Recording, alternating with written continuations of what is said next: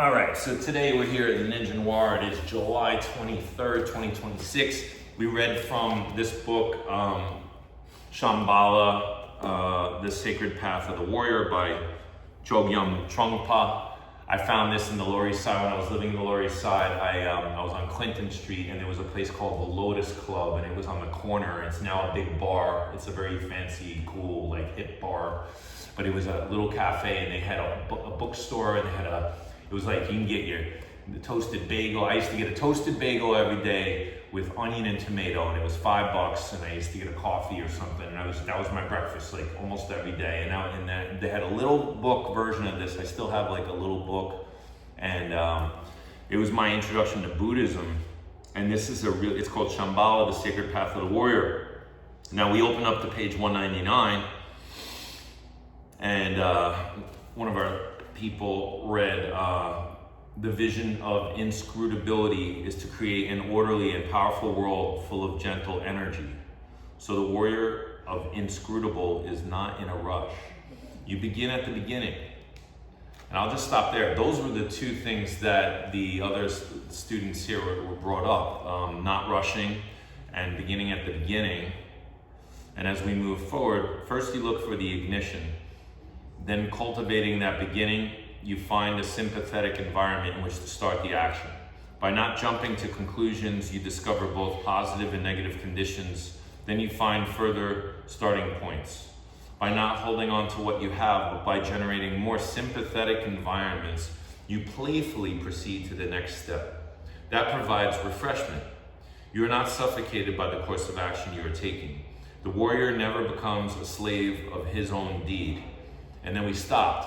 And just that reading actually it's not really that long, but like I felt like it was a page long. The way, it's like even just the perception of time, changes for us emotionally and what's going on in our lives. And, this whole concept of meditating and going within and self-knowledge and self-care, self-love. It's all amazing stuff, and what I was going to share with you guys, because we opened this up to discussion. We read this little reading, and then we opened it up to discussion. I was going to share the book Be Here Now by Ram Dass. It's a classic, and if you don't own it, not only is it a beautiful piece of artwork with drawings and just like funky stuff, and there's like appendices and just concepts, and each one of those is like, whoa, like it's like a whole journey. Like you can go into any. Yeah, it's called Be Here Now by Ram Dass. I have a copy. I'll bring it in for you to look at. But I super highly suggest you purchase one. I bought one at the bookstore in Sag Harbor. They have a beautiful bookstore, and like they had a whole 20 copies on display. And it was just looked so beautiful, and I picked it up and I started, and it was something I had recognized because it's a classic. It's like a classic book, and the concept of be here now, like being present, begin at the beginning, don't rush. That's all in that be here now. And when you're meditating, it's like, okay, creating a sympathetic environment was mentioned. So where your ego and your wants and your desires are taken away to just be here now, like to be the open vessel for what the universe has, so that if a little bird comes down, you're not thinking about, I really want to go to Great Adventure and go on that ride that I really like when I was a kid and go swinging around. It's like, okay, you already experienced that. What about the bird that's this beautiful bird that's chirping in front of you? Like, are you going to ignore that bird? Just as an example, or it's a sunny day, it's a beautiful day, so like recognize it's a beautiful day and be like, I was going to go do that thing, but maybe, I should call that person and be like, hey, it's a beautiful day. Hey, you want to meet me on the boardwalk, or do you want to go for a swim, or hey, can we reschedule, or if it's okay. Obviously we want to keep our commitments and we have certain things, and that comes to this other concept I was telling you guys before I hit the video. I like to follow different spiritual people on the Instagram and stuff. There was a young girl and she was talking about discipline and how that word, even though I've been tapping into the word discipline, my life functions better I'm a Cancerian. I'm a very artistic person. I have a lot of open tabs up all the time on my, in my life, in my computer, like just as a concept, like I want to do a painting, I want to do a run, I want to do a meal, I want to like talk to somebody, I want to do an album, I want to teach somebody, so discipline allows me to like segment my life up into like different quadrants and things that I can now fulfill that thing. And then, or even have discipline to have an open time in my schedule so that I could just be here now. Is important. But what she was saying is that devotion, the word devotion, can replace discipline.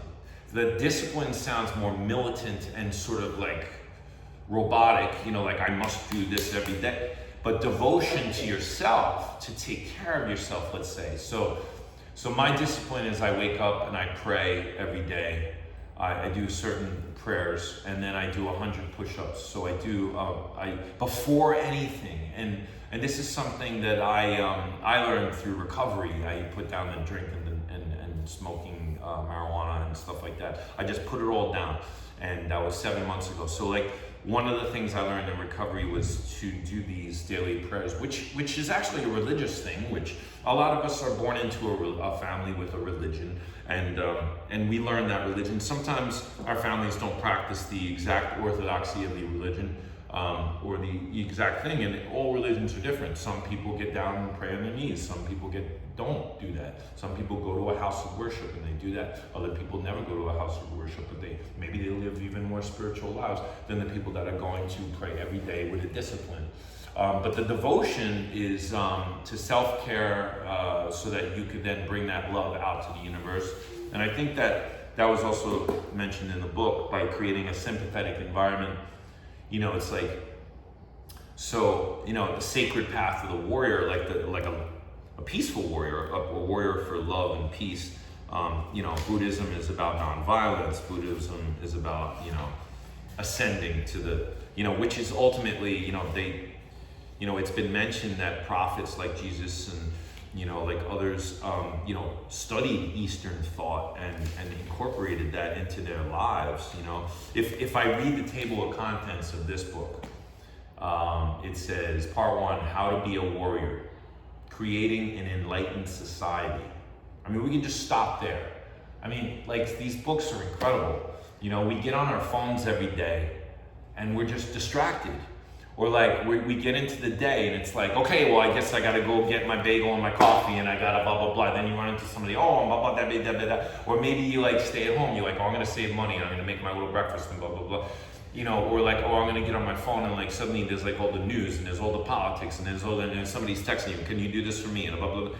It's like, it's really hard to create a sympathetic environment for you to fulfill these things, like on page 199 here, which was fun because we just picked out, I asked you guys to pick a page and you picked the page and we just opened it up. And now this little teeny thing in this whole book is something we can go off on and talk about and discuss.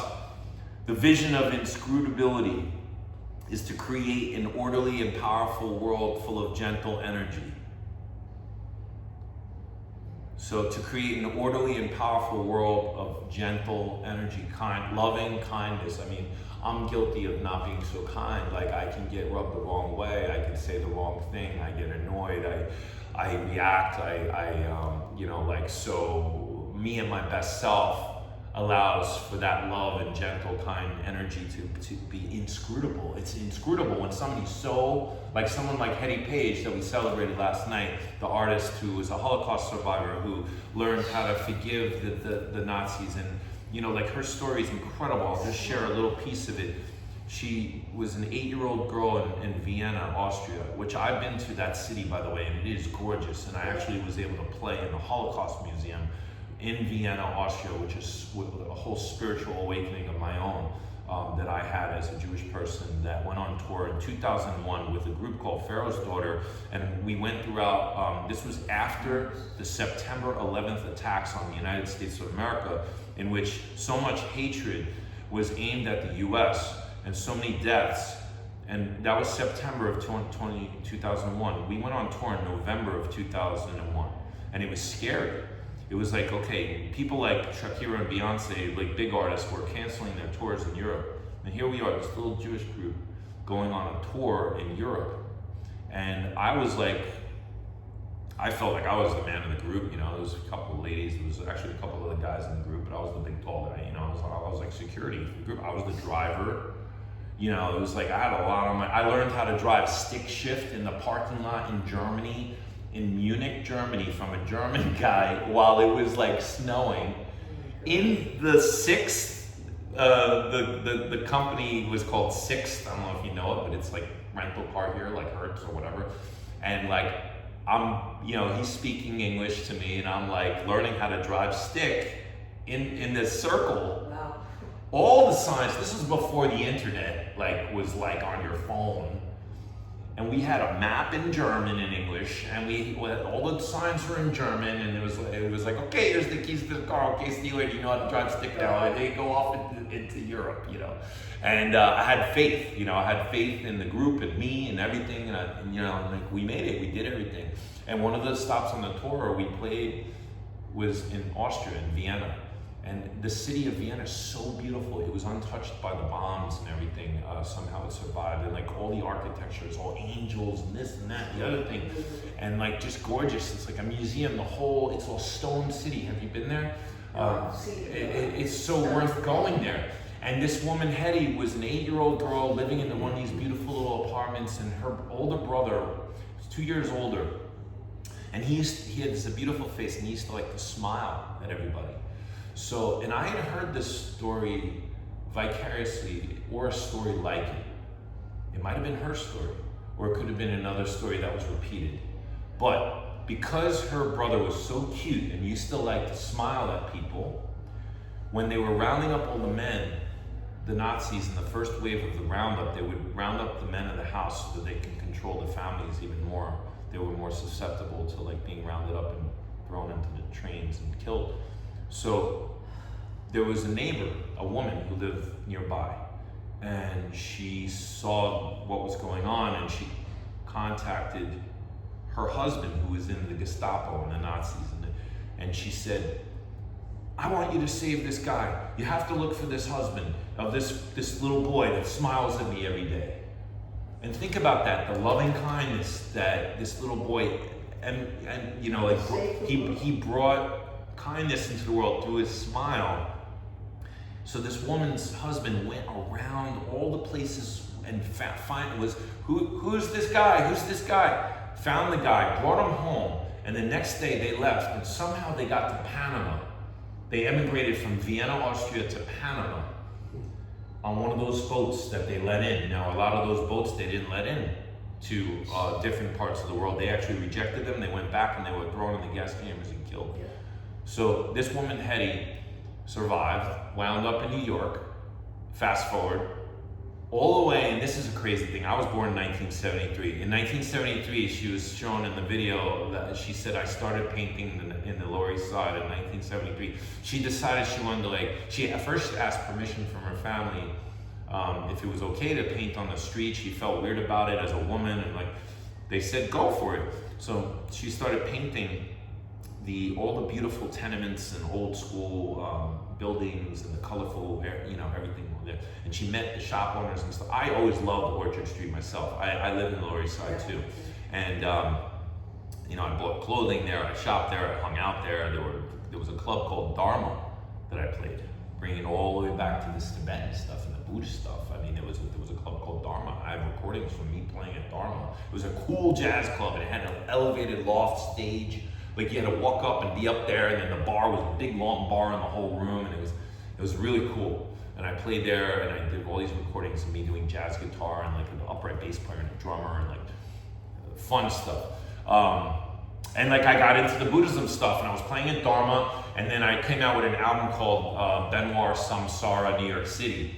And samsara is from this stuff. It's like the state of always wanting and needing the next thing, always wanting, and trying to, feed ourselves with food. And sex and whatever, and like everything that we want out of life, and like more and more and more and more. That's the state of samsara. So it's hard to break out of it. And then here I am, and this was 1999. My album was called Samsara New York City, because I was recognizing that role that I was playing, and I wanted to be a better human, and I wanted to dive into this stuff, and I did a little bit, you know. But it took me all the way now till now, and I'm still diving into this stuff because it's an endless process of self, you know, exploration and ascension, and whew. Be Here Now is also, the only moment we have is this one, right this second, then it's gone. Mm-hmm. Next one, right, that's it. That's why it's, like I said, like being present. The meditation is great for me. Like last week you said, shake your hand, raise your hand if you did it the first time you ever did this. I do it all the time. And I like reading those books. I can't wait to get that one. What is it, Seth? Oh, Be Here Now. It's what's great about it is it is amazing, but it's also a jumping ground for all this other stuff. I ran into my friend John Perry the other day. What's up, John? And he's also very intellectual, a musician, a lawyer, and he turned me on to Edgar Cayce many years ago, and I barely even touched it. You don't see often? Ram Dass, Edgar Cayce is a spiritual person who believed in the power of prayer. And this was before I had Luna, my daughter. This was like 11 years ago. And I was telling him how we wanted a child, and I was eating breakfast with him. I would run into him at the Bungalow West, and we'd eat breakfast, or other places. I have certain guys in town, they're my breakfast buddies. Like I'm out and I run, hey, what's up? We sit down. That's how I met Johnny Mystic, believe it or not, is at breakfast. So I met him at the Laurel Diner, and it was right after Hurricane Sandy, Superstorm Sandy. And I had seen him walking around town, and like he looked like a rock and roller, or like, so I just, you know. But anyway, back to John Perry.